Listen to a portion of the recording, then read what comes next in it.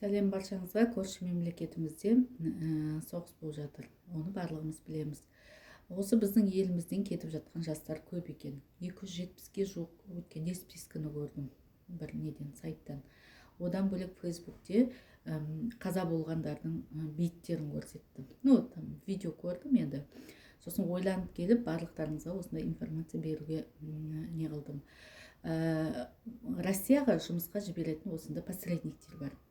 Колбасный завод болсын, тауық болсын, фабрика болсын, бірдеңелерге жұмысқа жібереді. Ол посредниктер біздің қазақтар өзіміздің. Ол посредниктер 25 мың теңгеден әр адамның үстіне ақша алады. Еще сіздер баратын кезде сіздерден ешқандай ақша алмайды олар. Тегін апарамыз деп айтады. Негізі тегін апармайды олар. Сіздердің бірінші айлықтарыңыздан ақша ұстап қалады. Где-то 120 мың теңгенің көлемінде. Ал ол негізі Россияға баратын, автобуспен баратын болсаңыз 25 мың теңге ғана ақша кетеді негізі. Сосын мына посредниктер жаңағы жұмысқа алатындармен келісіп қойған, ақшаны бізге аударасыңдар деп. Жұмысшылардың ақшасын өзіне аудармайсың, өйткені біз арқылы келді, бізге аударасыз деп қойған. Олар аударған кезде 25 мың теңгедей әр жұмыс басына. Россияда жұмыстың ақшасы солай негізі. 25 мың, күніге 25 мың теңге аудармайды, сіздің ақшаңыздан ұстап қалады. 15 мың теңге ғана береді сізге. Ол екі ортада сіз договорға қол қойып қойды деп, анау-мынау деп, негізі көбісі заңсыз бұл жұмыстардың барлығы. Бірақ өздерінше ИП құрып, жаңағыдай документация жасап, сөйтіп өздерінше бірдеңе жасап алады. Сондай махинациямен біздің қазақтар қазір барып жатыр.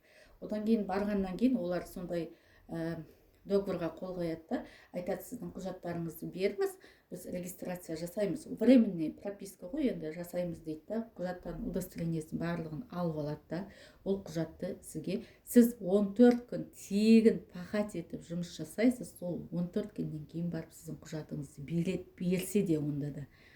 14 күн ішінде 15 мың теңгеден олар сізден шегеріп отырады, типі сіздің жолақыңызды төледім деп. Содан кейін 14 күннен кейін құжатыңызды алғаннан кейін сізді тағы жұмыс істедіңіз ғой, енді жатпайсыз ғой, енді барғаннан кейін.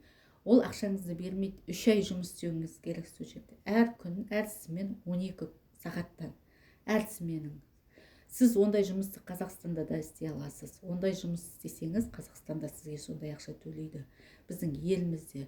Сондықтан Россияға баратын алдын ойланыңыздар.